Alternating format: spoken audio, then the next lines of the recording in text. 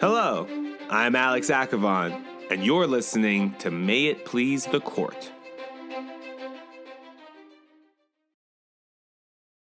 If the state of Georgia can regulate Hardwick's sexuality engaged in private with consenting adults, Hardwick cannot be free. The Constitution was written to ensure limited government. If there's no right of privacy, if Georgia can enforce the statute, we sacrifice the liberty the framers thought they guaranteed us. Well, the Supreme Court disagreed with you, Ms. Shaw. They found that the statute did not violate the right of privacy. Now, why is that? Because they're wrong. Outside of the legal world, a lot of people hadn't fully grasped the significance of Griswold versus Connecticut when it was decided in 1965, even though it established the recognition of a fundamental right to privacy, which was crucial for the history of the United States. But by the 1980s, what most people did understand was that the Supreme Court had declared all abortion bans nationwide unconstitutional. And so, nearly every American had an opinion on Roe versus Wade. The clip you heard was from Warner Brothers' 1993 film The Pelican Brief, starring Julia Roberts. Her character, Darby Shaw, argues to her law professor that the 14th Amendment's fundamental right to privacy should also extend to protecting private homosexual conduct. In real life, a lot of legal scholars agreed with her. But they might have underestimated the effect Roe v. Wade would have on the makeup of the court. Abortion was now a political issue that started to divide politicians into those who would appoint justices willing to overturn Roe, and those promising to defend it. By 1980, the Republican Party had begun to establish itself as the pro-life party, which led to a gradual and powerful alliance with the evangelical population. Among President Ronald Reagan's campaign promises was to defend a fetus's right to life, which, from a legal standpoint, meant justices willing to reverse or limit substantive due process reasoning.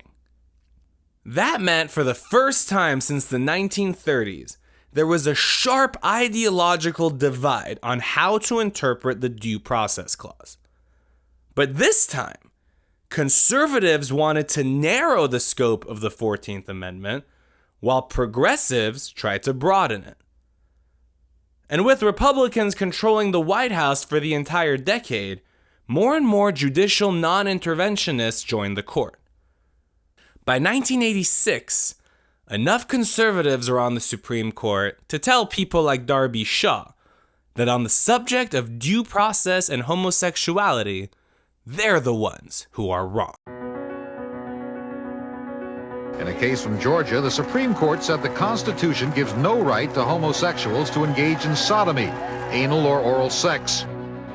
Certainly the statute is on the books, and any statute that is on the books as a criminal statute of the state should be enforced, and that's what it's for. The right not to have Big Brother enter the bedroom is a right that I would have hoped the majority of the court would vindicate. Gay people were actually fighting back. I think this is a blatant example of judicial bigotry.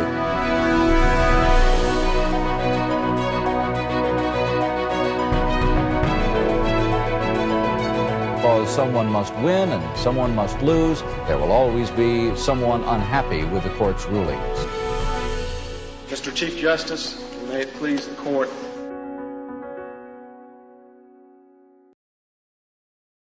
The 1980s were a very difficult time for homosexuals in America. Gays and lesbians were banned from serving in the military and rejected by mainstream society, all while the AIDS epidemic was sweeping the United States and particularly affecting the gay community. On top of all of this, most states had laws that prohibited sodomy, which meant that homosexuals were prohibited from performing sexual acts even in the privacy of their own home. With the trend in favor of expanding 14th Amendment rights, a group of activists sought judicial interference. After all, the Supreme Court had responded to the 1960s by recognizing a fundamental right to privacy. First, that had meant striking down contraception bans for married couples. Later, it had meant the right to marry someone of a different race. Most famously, it meant recognizing a woman's right to choose whether to get an abortion, in spite of the state's interest in determining when life begins. All of these had come from the Due Process Clause. So if it could be responsible for all of that, then what about protecting gay rights? I mean, consensual sex between two males or two females seems like a private decision, along the lines of deciding whether or not to use contraception. Maybe it was time for the Supreme Court to apply the 14th Amendment to let homosexuals be themselves. Gay rights advocates got their chance to make this argument in the case of Bowers versus Hardwick. Here are the facts. A man named Michael Hardwick was a gay bartender in Atlanta, Georgia. One night, Michael was out drinking. He was carrying a beer bottle in his hand, and rather than find a trash can, he tossed the bottle into a bush. But a police officer saw him and gave him a citation for public drunkenness. Now, up until this point, Hardwick's story is relatively unremarkable, but it would prove to be about far more than littering and public drunkenness when he missed his court date due to a clerical error. Well, since failure to appear in court is a crime, a warrant was issued for Hardwick's arrest. Again, nothing too interesting yet, just a lot of administrative issues to untangle. But when police officers arrived at his house, a guest answered the door and let them in. The police officers looked around the apartment for Hardwick and found him in the bedroom having oral sex with another man. Now these days, if something like that happened to you, you'd probably expect the police officers to say, "Put on some clothes, we need to discuss what happened to your court date." But in 1986, homosexual acts were illegal in Georgia. So Hardwick was taken into custody and charged with sodomy. The district attorney, however, elected not to prosecute in light of the facts. But Hardwick sued the Attorney General of Georgia, a man named Michael Bowers, challenging the Georgia law that had prohibited sodomy in the first place. What started off as littering had escalated into the first major legal battle for gay rights. Now, especially from a modern perspective, Hardwick and his legal team seemed to have a lot going for them. The right to privacy was officially a trend started decades earlier by Justice John Marshall Harlan II, the first to recognize a fundamental right to privacy in the 14th Amendment. So arguably, as long as the homosexual acts were between consenting adults, the same principles should apply. But the Hardwick team had a lot going against them too. For starters, as I mentioned, the 1980s were not a particularly welcoming time for homosexuals among the mainstream. The vast majority of people saw homosexuality as a choice to partake in a particular behavior. On top of that, Justice Harlan had specifically excluded homosexuality from what he considered a protected liberty interest. He lumped it in with bigamy and incest, all of which were behaviors that the state could still prohibit. But Justice Harlan II had long since passed away, perhaps reunited with his grandfather, Justice Harlan I, in a better place where they sit around and talk about landmark cases. But despite the uphill climb before them, gay rights activists were ready to give it their best shot to strike down sodomy laws nationwide. The 9 justices they had to convince were Justices William Brennan, Byron White, Thurgood Marshall, Harry Blackmun, the man who wrote Roe v. Wade, William Rehnquist, John Paul Stevens, Sandra Day O'Connor, Chief Justice Warren Burger, and finally, Justice Lewis Powell, who would prove to be the most important part of this story. Ready to give the Due Process Clause another whirl, Hardwick's attorneys arrived at the Supreme Court on March 31st, 1986 to deliver oral arguments. The attorney for Bowers went first. His job was to keep sodomy and homosexuality within the state's power to prohibit. To do so, he would have to, at the very least, convince the court to draw a line at homosexuality. Here's Michael Hobbs, the lawyer for the state of Georgia, arguing that prior decisions, like Griswold for instance, have followed our nation's traditions in that they seek to preserve families and family autonomy, unlike engaging in sodomy.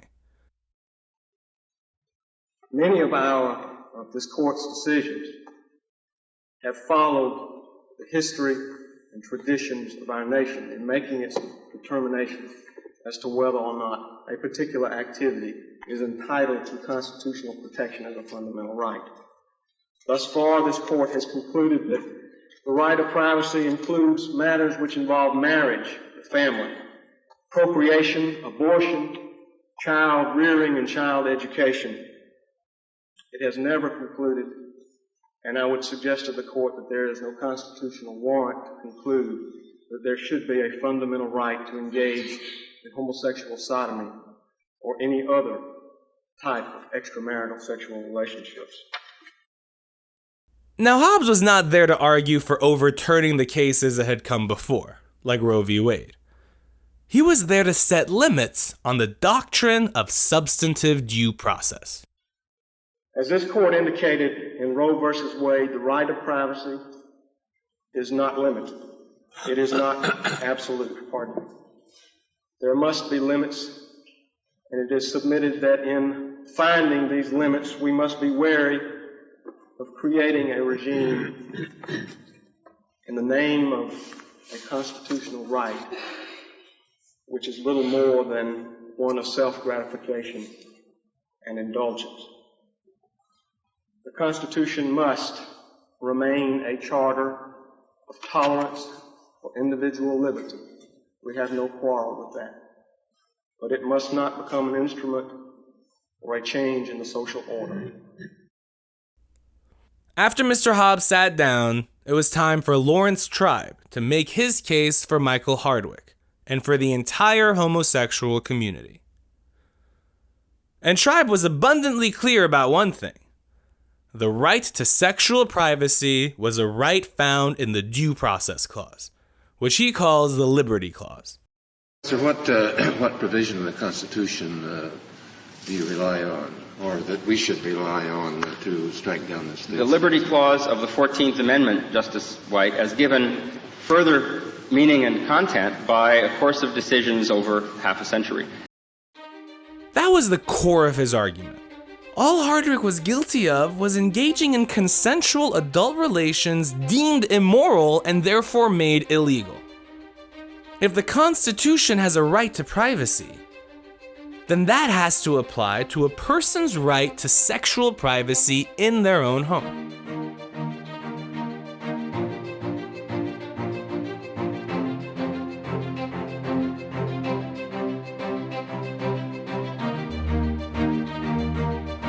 You're listening to May It Please the Court.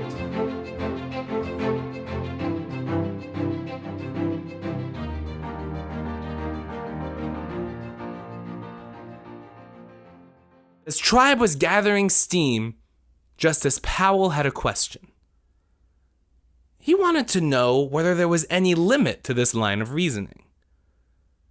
In other words, is the issue about sex in the home? What about homosexual acts in a car or in a motel? Is the line sodomy? You can't ban sodomy, but you can ban things like incest? He wanted to know where the line was. Now, he had voted with the majority in Roe, so he was definitely open to protecting private decisions. But Justice Powell still approached homosexuality as a consensual behavior, but behavior nonetheless. Here is Justice Powell's exchange with Professor Tribe. It seems to us that the state's power to regulate the terms of relationships, just as it regulates the terms of contracts, includes the power to punish a breach of contract in a home. It can certainly punish adultery wherever it occurs without invoking its property. So the limiting principle is limited to sodomy.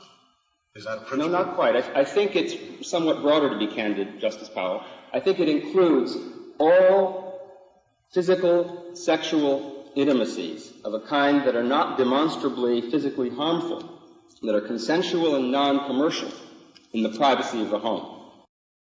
Tribe chose his words very carefully. He needed to distinguish incest and bigamy while also being broad enough to encompass more than the simple act of sodomy. But the other justices kept coming back to the point about tradition and repeatedly brought up Justice Harlan II explicitly carving out homosexuality from the right to privacy. Tribe had to keep a level head and acknowledge Harlan's views, but he also argued that society evolves and its principles should apply to new situations. Now at this point, Justice Rehnquist interjected, wanting to know why the evolution on gay rights can't be determined by a majority vote, state by state. And he wanted to know why Harlan would specifically exclude homosexuality if we could just evolve on the issue. Here is Tribe's interchange with Justice Rehnquist, and again, he really keeps the issue focused on the case at hand. I do not think that if this case had been squarely presented before Justice Harlan, that he would have decided to draw the line based on which body parts come into contact. That is, I think he would have recognized that the power of the state, in a case properly presented, the power of the state to have its own catalog of how you can touch someone else in the privacy of the home is limited. Well, then he just wrote that part of his dissent in a fit of absent-mindedness? No, I don't think Justice Harlan was capable of fits of absent-mindedness. But this Court's doctrine about advisory opinions recognizes that even the best justices are at their best when they have a genuine case or controversy before them. And I do think we have one here. Tribe and Hobbs left the Supreme Court building that day, leaving the issue of homosexuality in the hands of 9 judges. Sitting in a conference room in the Supreme Court building, the 9 justices deliberated. After reviewing the briefs and transcripts and after arguing with each other, they took a vote to decide the future of homosexuality in America. The vote was 5-4 in favor of Michael Hardwick. Justices White, Rehnquist, O'Connor, and Chief Justice Berger said they would uphold the ban on sodomy, while Justices Blackmun, Brennan, Marshall, Stevens, and Powell indicated their support for striking the law down. A historic moment for the gay community. Or at least it might have been. Because even though the original vote after deliberations was 5-4 in favor of Hardwick, Justice Powell started to have his doubts. He was still loyal to the fundamental right to privacy concept and showed no indication that he wanted to reverse the Roe decision. He was even leaning towards applying its logic to homosexuality. But being limited to his own life experience, Powell did not know much about the homosexual world. One of the biggest consequences of being shunned by the mainstream was that a vast amount of homosexuals stayed in the closet. Justice Powell repeatedly told the other justices that he didn't know any homosexuals personally, even though many people knew that his own law clerk at the time was gay. But despite what Justice Powell knew or didn't know about homosexuality, his observation just shows what the general attitude was towards the gay community. And just as the case was about to be officially decided, a few of his colleagues emphatically argued why he should change his mind. Most notably, they told him that if the court applies fundamental right reasoning to homosexuality, then there would be no conceivable limit as to how often the court can use the due process clause to strike down laws. And those words got to Justice Powell. No conceivable limit. He specifically addressed the issue of setting limits during oral arguments. Was substantive due process starting to get out of hand? Had he helped open a Pandora's box where the Supreme Court could just strike down any law it wants to? Were we entering a new type of Lochner era? No one knows exactly what went through Justice Powell's mind in the spring of 1986. But what we do know is how he ultimately chose to vote. On June 30th, 1986, the Supreme Court issued its decision. The final official vote was 5-4 in favor of Bowers. The court found that the Georgia law against sodomy did not violate the Constitution. Prohibitions against homosexuality could continue. Justice White wrote the majority opinion, saying that the Constitution does not give people the right to engage in sodomy. He dismissed the idea of protecting consensual private sex, saying it would be too difficult to distinguish homosexuality from adultery, incest, and other sex crimes. Chief Justice Burger joined the majority, but also wrote his own opinion that went over the historical attitudes towards homosexual sex. He said he did not find it appropriate for the court to reverse millennia of moral teaching. Meanwhile, Justice Blackmun emphatically dissented, claiming that the other justices were so obsessed with their own thoughts on homosexuality that they ignore the fundamental freedom for each person to explore their own sexual intimacy, which is a key part of a human's existence. Finally, Justice John Paul Stevens wrote his own dissent that instead focused on the Equal Protection Clause, finding that homosexuals are being discriminated against unconstitutionally. Thurgood Marshall and William Brennan joined both dissenting opinions, but it was not enough.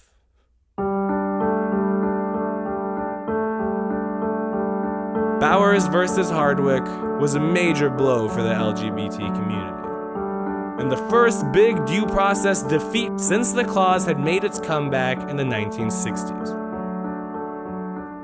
As of 1986, the Supreme Court interpreted the Due Process Clause as giving it the right to strike down state laws that infringe on privacy, which include laws banning contraception, interracial marriage, and abortion, but not laws banning sodomy. Reportedly, Justice Powell would later regret his decision to switch votes, but the question of a constitutional right to homosexuality would not come up again until the next millennium. And for the homosexual community, if 1986 wasn't bad enough, it was about to get worse. 2 months after the Bowers decision, Chief Justice Burger retired, and Ronald Reagan nominated Associate Justice Rehnquist to fill his empty seat. The man who had dissented in Roe v. Wade and voted with the majority to uphold anti-sodomy laws was now the Chief Justice of the Supreme Court. But that still left one open seat. And this time, Reagan wanted a true conservative on the court. A man of faith, a man who would overturn Roe v. Wade and bring an approach to the Constitution that would end this substantive due process way of thinking. That man was Antonin Scalia, the court's first Italian-American. Scalia would not prove to be popular with the gay community. Personal views aside, Scalia was an originalist. He became famous for his allegiance to an approach that reads the Constitution based on what its words specifically meant at the time they were written. The word abortion does not appear in the Constitution, and neither does any mention of homosexuality. In fact, since the word privacy is not in the 14th Amendment, it is very difficult to convince a judge like Justice Scalia that the Griswold Court had properly interpreted a fundamental right to privacy in the Due Process Clause. But if you're a gay rights advocate and a fan of Star Wars, if 1986 felt like Revenge of the Sith, then 1987 would be A New Hope. Justice Powell was retiring, which meant that President Reagan was going to nominate his third and final justice to the court. But the Democrats in the Senate were not going to let the centrist Powell be replaced by another Scalia. After some grueling debates and confirmation hearings, it took Reagan 3 nominations before he finally got a candidate confirmed.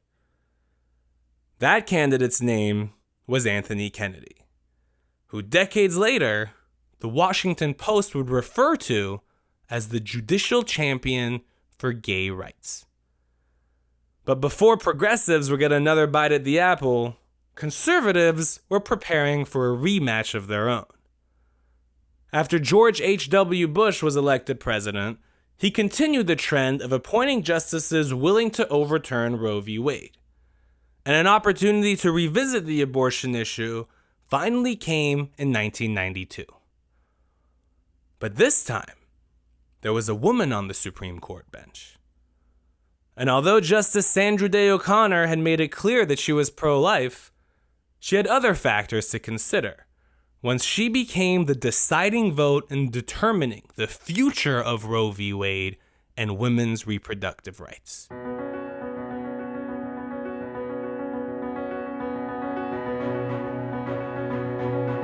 We'll talk more about the decision Sandra Day O'Connor had to make and what she ultimately decided to do in episode 8.